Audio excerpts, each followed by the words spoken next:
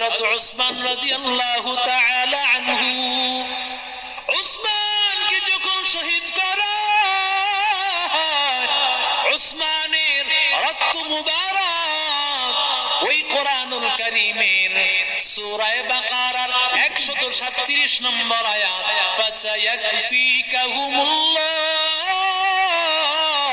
ওয়া হুয়াস সামিউল আলীম।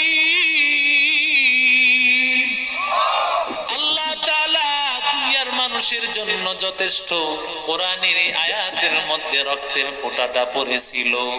এরে নবীর উম্মতের দল ডক্টর মরিস বুকাইলি মিশরের জাদু করে রওনা হয়ে যায়।